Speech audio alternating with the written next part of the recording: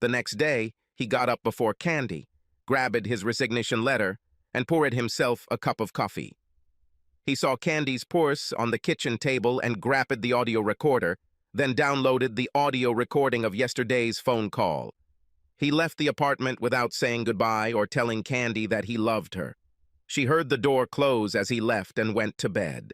Tears rolled down her cheeks. When he got to the office, he barely spoke to anyone. He greeted his secretary, then walked into his office and closed the door.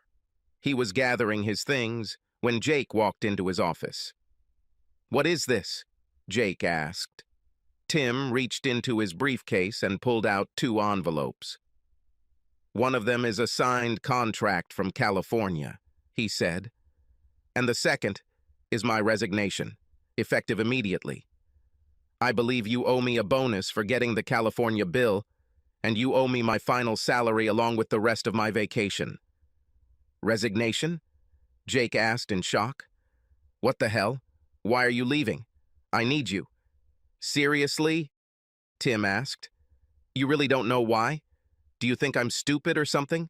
You know that's not true. To be honest, some things caught my attention, and I decided I couldn't work here anymore. So I got a job at another company. I'll be leaving you in just a few minutes." Then I went to the HR department. "Wait, Tim, can't we talk about this?" Jake asked. Tim shook his head. "There's nothing to talk about, Jake," Tim said. "I'm over it. Finished. I considered you my friend, but you stabbed me in the back and ruined my marriage. You can find someone else to cuckold." "So that's what it's all about," Jake said. "Well, just so you know, your wife was more than willing to have sex with me. We shouldn't let something like this ruin your career. Just go with the flow for a while. Let Candy sow some wild oats for a while. When she's done, she'll be all yours again." "Do you really think I would agree to something like that? By the way, how long have you been having fun with her?" "Well, the first time was at the campsite," Jake said. "On the second day, when you and the others were skiing. And you should know that she pestered me that day. She even told me that I'm bigger than you. She begged me to have sex right there." Tim never turned down Candy. He tried several times, but he just couldn't do it. He couldn't explain why, and Candy never said anything about it. "And this was around the time you suddenly forced me to leave to take care of some things at the office, wasn't it?" Tim asked. "You wanted to get me out of the way so you could have sex with my wife." Jake grinned and nodded his head. "Yes, so what?" he asked. "Tim isn't done yet. And this whole thing about hiring her as a waitress at your party was just another excuse to get her into bed, wasn't it?" Tim asked. "Yes, it was so." "So what?" Jake asked. Tim took out his phone and stopped the audio recording he had started when Jake entered the office. "Thank you for your recognition," Tim said. "Now, if you don't mind, I'm done packing. I'll go to the HR department and won't bother you." "Wait," Jake said. "You can't use this recording." "We'll see," Tim said. "I'm leaving here. Goodbye, Jake. You'll rot in hell, okay?"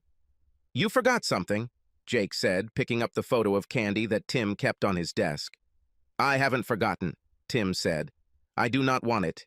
You and your son want this traitor so badly that you can take her for yourself. I'm done with her, and with you.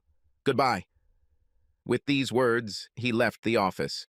Jake looked at Tim as he walked away, wondering what the hell just happened. How did Tim find out what he and his son did to Candy? He asked himself. "What do you mean, he resigned?" Candy asked when Jakey called. "He just handed me the signed contract and resignation letter and left," Jake said. "He knows. Candy. I don't know how he knows, but he knows." "What did you say to him?" she asked. "The truth," said Jake. "I told him about how it was for the first time, on the hike." "You're an idiot," she exclaimed. "Well," he asked, and I told him, Jake said. "He also left a photograph of you, which he kept on his desk. He said he didn't need it." "Amazing," she said, tears streaming down her cheeks. "So what should we do now?" she asked. "It's not my problem," Jake said. "He's your husband. You can handle this. Unless, of course, you want me to step up and make him see the error of his ways." "No," she said. "You've done enough, thank you." Stay away from this. I'll deal. As you say, he said. With these words, he hung up. Candy looked at her phone with tears streaming down her face. She didn't want a divorce, but she knew Tim wouldn't tolerate her cheating. She decided that she would do everything in her power to keep him. She sat on the sofa, holding her head in her hands, and sobbed over what she had done. A few minutes later, Tim pulled into the driveway. He saw Candy's car and looked around to see if Jake's car was anywhere nearby. Without noticing this, he grabbed his box and briefcase and went inside.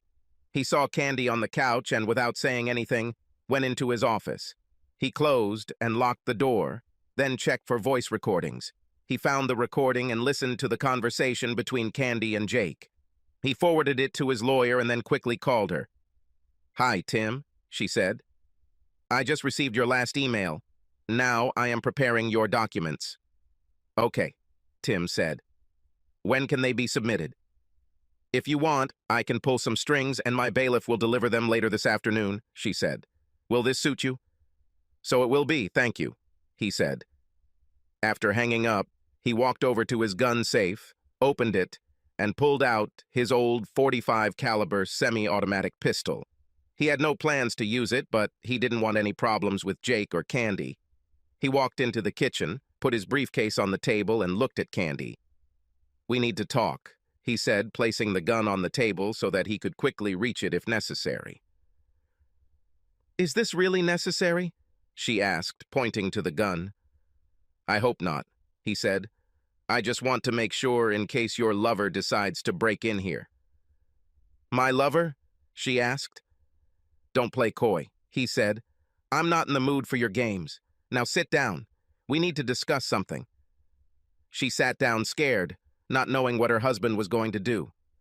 "First things first," Tim said. "Later today, someone will come by and give you the papers."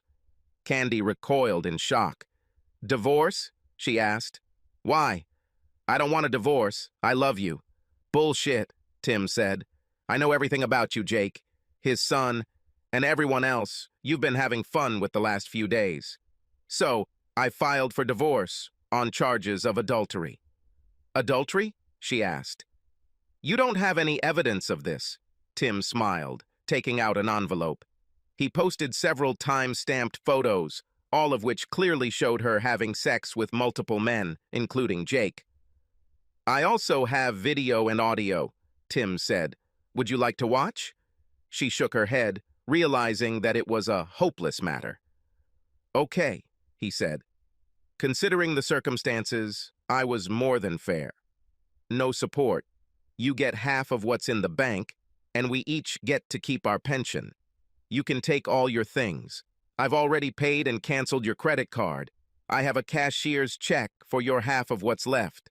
There is also a restraining order that says you must stay at least 150 meters away from me, my place of residence and my place of work. So from now until you are served with the documents, you have time to pack out your trash." "Are you kicking me out?" she asked, and tears flowed down her cheeks. "That's pretty much it," he said. "But what if I decide to contest the divorce?" she asked. Tim laughed. "I don't think that would be very wise," he said. "What do you think the school board would say if some of these photos and videos just happened to appear? Do you think the parents of your students would want someone like you to teach their children? I know not." "You won't dare!" she exclaimed. "Do you want to take this chance?" Tim asked. Candy looked down for a moment before shaking her head. "No," she said. "Me not. I'll need this job." "That's right. That's how it will be," Tim said. "There are a couple more things you should know." "What?" she asked dejectedly. "You will be required to hand over your rings and give up my last name," he said. "Oh my God, you've become a heartless bastard, haven't you?" she asked, taking off her rings. "Yes." "Well, you gave me a good reason," Tim said. "I just want to know one thing. What's happened? What made you turn from a loving, faithful wife into a walking garbage dump?" She lowered her eyes before speaking. "It happened on the second day of the hike," she said. "You were on the boat, and I was in the tent. Jake walked by and saw me. I had already undressed and was lying there, trying to rest when Jake walked by and entered the tent. At first, he seemed embarrassed to see me so naked.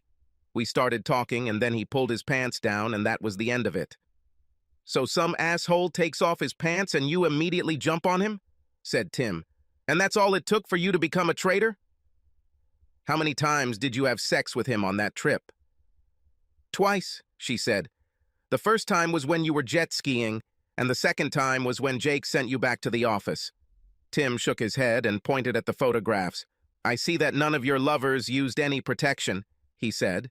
"Weren't you worried about getting pregnant or getting something from one of them?" "I'm still taking the pills," she said. "That doesn't mean you can't get pregnant," Tim said. "And you can still get sick. Is this what you planned?" "Oh God, no," she said.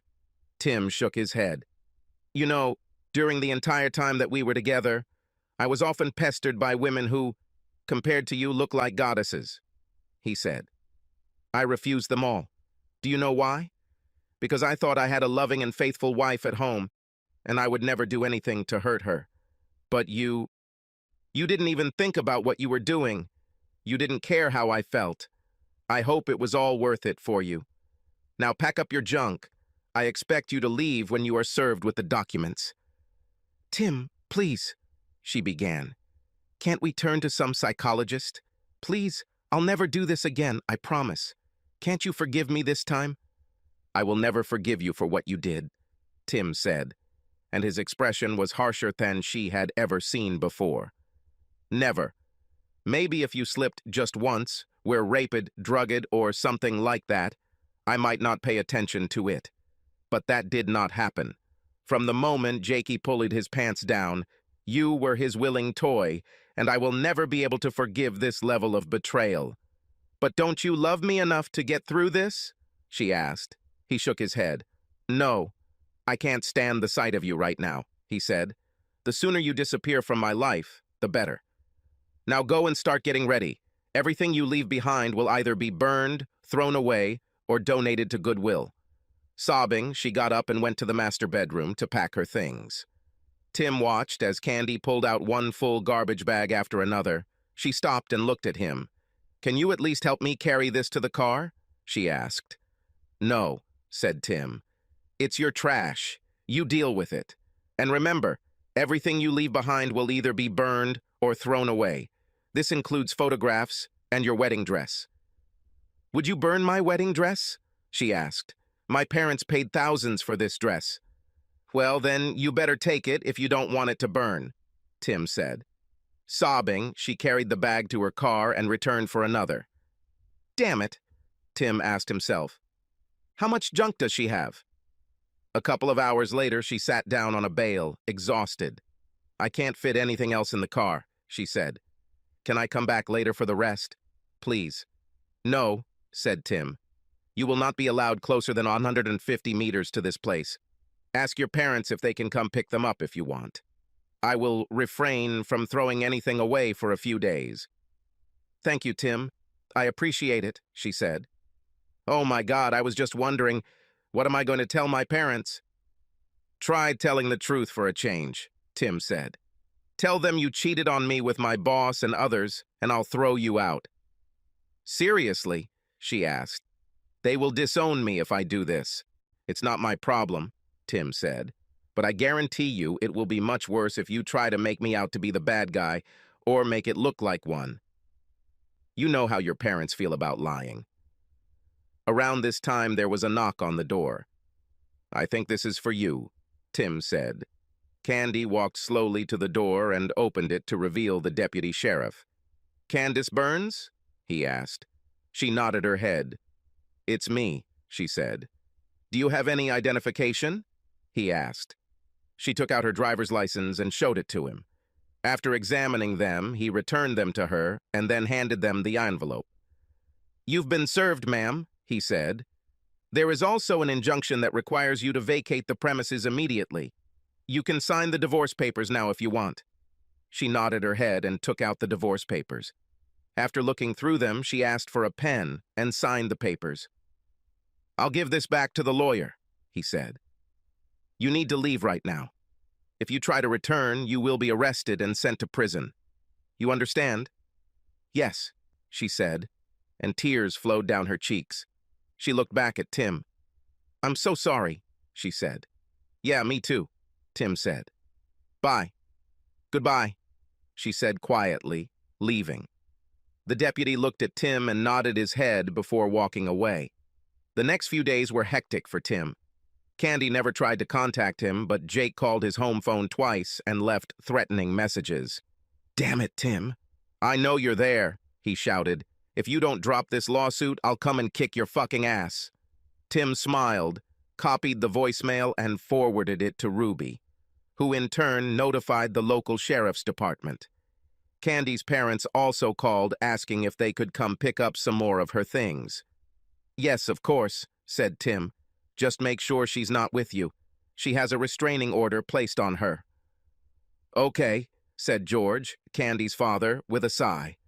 When she and Candy's mother, Bernice, arrived, they took what Candy had left behind and used the time to convince Tim to call off the divorce. Tim, she made a mistake, Bernice said. Of course, you can forget about what she did and take her back. She's crazy about you. What did she tell you, Bernice? Tim asked. She said she had a fight with your boss, Bernice said. And that's all? Tim asked. Well, yes, she said. She didn't go into any detail, and we didn't insist on it. Tim grabbed an envelope with photographs and DVDs and showed it all to Bernice and George. They were shocked when they saw the photos. I'm sorry she didn't tell you the whole truth, Tim said. As you can see, everything turned out to be much worse than she expected. Oh my God, Bernice said. I had no idea it was so bad. I'm so sorry, Tim, she said. I don't blame you for what you did. George's face turned purple with rage. I will have a long conversation with our stupid daughter, he said. Have you done anything else with these photographs? He asked. Tim shook his head. Not yet, but I warned her not to resist the divorce, he said. They commiserate with him for a moment and then finish packing up the rest of her things. Half an hour later, they left the house, giving Tim a warm hug and wishing him all the best.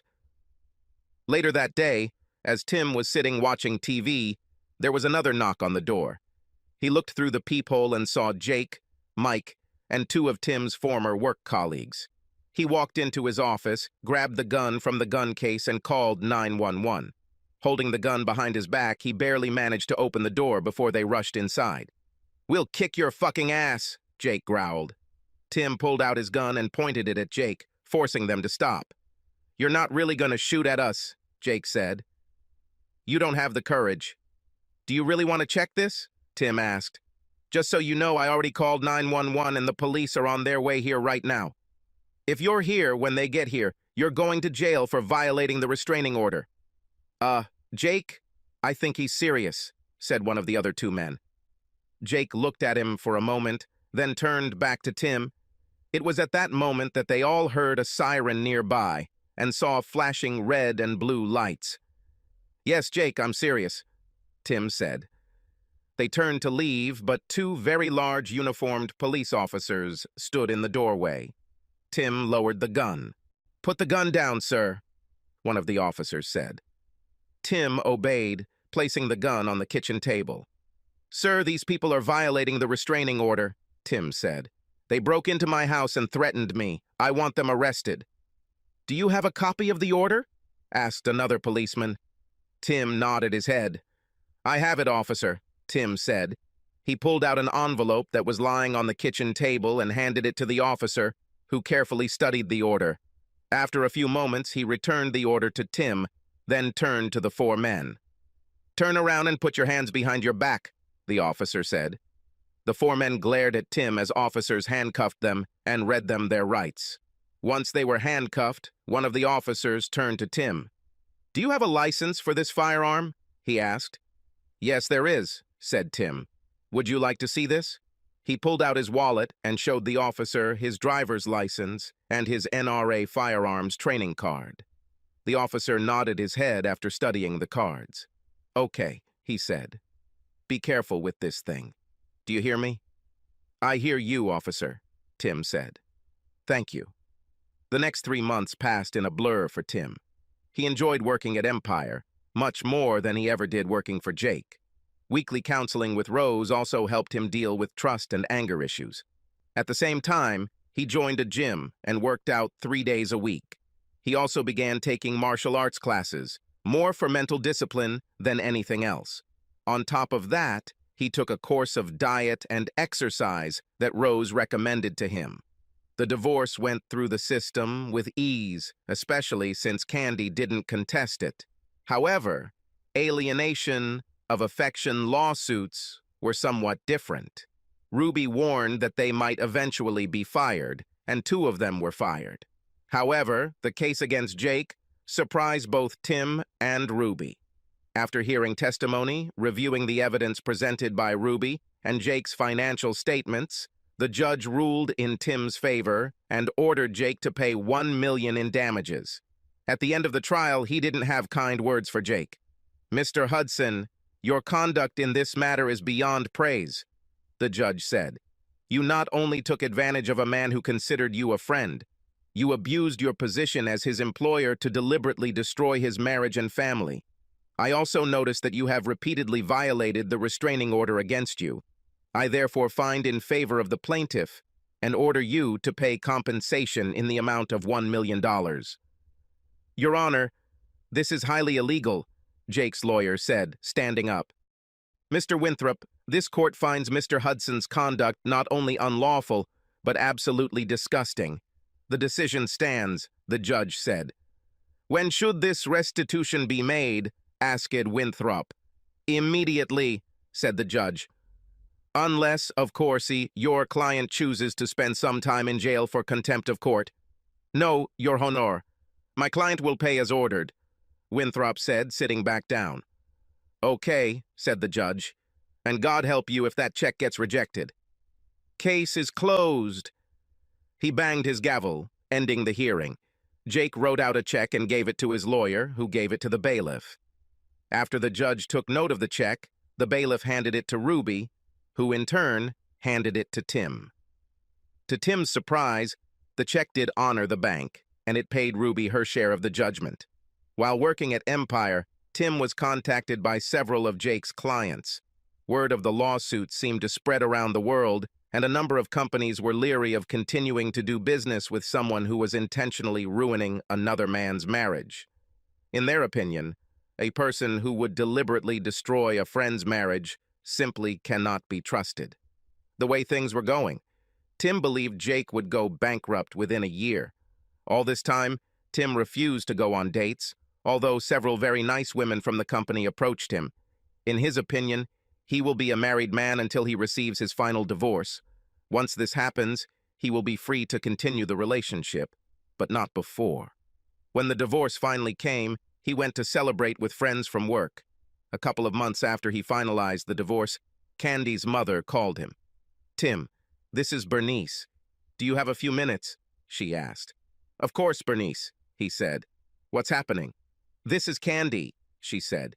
"She is HIV infected. She just received her test results." "I'm sorry to hear that, Bernice," Tim said. "But to be honest, I'm not surprised. Besides, we're officially divorced now, so there's nothing I can do about it. She is not covered by my insurance, and I am not responsible for her." "I know," Bernice said. "I was just hoping that maybe you would understand it deep down and talk to her a little." "Well, I think I can, but I don't know what good it will do," he said. "Please just come and talk to her for a few minutes," Bernice begged. Tim thought for a moment before answering. "Okay," he said. "I'll come in for a few minutes." "Thank you very much," Bernice said. Tim drove up to Bernice and George's house and was shocked to see how thin and frail Candy looked. She walked towards him, but he waved her away. Saddened, she sat down and invited him to sit on the sofa. "You look good, Tim," she said. "Better than I remember. How are things going with you?" "Okay, Candy," he said. "New job, new friends, new outlook on life. How are you doing?" "Not good at all," she said. "You know that I am HIV infected." "That's what your mother said," he told her. "I'm sorry to hear this, but to be honest, I'm not surprised. Do you know when you became infected?" "I think it was one of the days I spent at Jake's," she said. "That day I had a lot of unprotected sex with several men." "Does Jake know?" he asked. She shook her head. Not yet, she said. I'll have to tell him so he can get tested too. I'm sure he won't take it well, Tim said. No, probably not, she said. Look, Tim, I just wanted to apologize to you one last time and hope that maybe you would understand it in your heart and forgive me for what I did to you. I now realize that my actions ruined many lives. I could have said no at any time, but I didn't. I was stupid and greedy, and I let my hormones get the better of my rational mind. And now I'm paying for it. I had the best husband and lover a girl could ask for, and I gave it all up for something new a few days ago. I know you hate me, and you have every right to, but I don't want to go to my grave without your forgiveness. Tim considered her words carefully. It was the first time he could remember that she actually took responsibility for what she did, and the first time she acknowledged what her actions had caused to others. Of course, he could continue to hate her, but he remembered his sessions with Rose. Holding a grudge against Candy won't help him move on. He nodded his head. Okay, Candy, he said. I forgive you. She cried, sitting in a chair. He thought about pulling her into his arms and started to stand up, but she waved him off. Thank you so much, Tim, she said through tears. This means more to me than you know. Listen, I want you to find a woman you can love and trust. Marry her and have children. I'm over it. I'm done. But you have your whole life ahead of you, and you deserve to be happy. Thank you, he said. I'll do so. And if you ever want to just talk, let me know, okay? She nodded her head, wiping tears from her eyes. I will do so, Tim, she said. Thank you for coming and talking to me. I've missed you so much these past few months. I miss the woman I married, Tim said calmly. By the way, how are things with Jake and Mike? She shook her head. It's not good, she said. Lately he has become very cruel. He didn't take losing to you in court very well. You probably know that his business has suffered a lot lately. I noticed, Tim said. Did he hurt you, physically? Not yet, but he's very harsh, she said. Do you want me to be with you when you tell him about your diagnosis? Tim asked. No, but thanks for asking anyway, she said. This is my responsibility and I have to deal with it. You know, I keep thinking that if I had just told him to leave that first day of camping, we would still be together. It's quite possible, Tim said, but I have a feeling that at some point it would have happened anyway. He's been hunting you for quite some time. I think you're right, she said. Look, I'm really tired and I need to rest before I come back. Thanks for coming. This means more to me than you know. You're welcome, Candy, he said. And remember, call me if you just want to talk. Fine? She nodded her head weakly. I will do so, she said. Goodbye, Tim, she added. Think about me from time to time. Fine? He sensed a certain finality in her last statement and wondered if she intended to commit suicide. I will do so, he said. Just don't do anything stupid, okay? She smiled. I won't, she said. He stood up and headed towards the door. Bernice approached him before he left. Thank you, Tim, she said, hugging him. It means more to her than you think, and for me too. You're welcome, Bernice, he said. Keep an eye on her, okay? I will do so, she said. A couple of weeks later, Tim was sitting on his couch, eating dinner and watching the evening news, when he heard a report that caught his attention.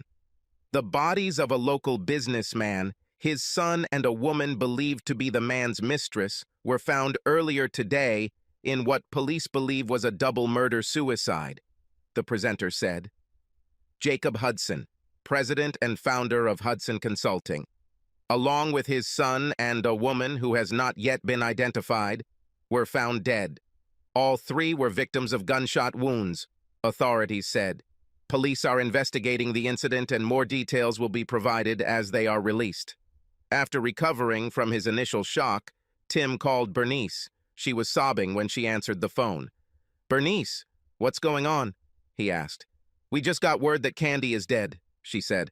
Looks like that bastard Jake shot her, then his own son, and himself. Oh my God, Tim said. I saw the news report and hoped it wasn't her. I am so sorry. That's her, Bernice said. Do the police have any idea why this happened? Tim asked. They're not 100% sure, she said, but I'm pretty sure she told Jake about her HIV and he lost his mind. They are now conducting an autopsy. I'm really sorry, Bernice, Tim said. I want you to know that I never wanted this to happen. I know, Tim, she said. Candy made her own bed and paid for it. Still, it's hard to lose your only child like that. I'm just glad you were able to make peace with her. I like to think she's in a better place now. Fine, let me know if there is anything I can do, he said. Thank you, Tim, she said. Candy's memorial service was held a couple of weeks later, and Tim took the day off work to be there with her parents. According to the autopsy results, both Jake and Mike, like Candy, were found to be HIV positive. From what police were able to piece together, Candy told Jake about her diagnosis and said they should get tested. When Jake and Mike learned they too had tested positive, Hudson Sr. shot her in the head, then his son, and finally shot himself. Tim spent several days mourning Candy's death, remembering the good years they had spent together. Then one day, out of the blue, he received a visit from Cynthia Stone, another representative who worked on his team. "Hello, cowboy," she said. "Would you like to join us for happy hour tonight? You look like you could use some company."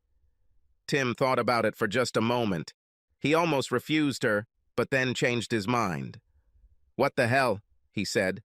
"I could use some good company right now. Of course, I'll join you." "Well, then come to Hitchhikers after work, okay?" she asked, smiling. "I'll be there," he said. "Thanks for the invitation." So, the cycle of life continues, he thought when she left. Subscribe to our channel so that your second chaff doesn't cheat on you, and go ahead and listen to the next story, because this story is nothing compared to the next one.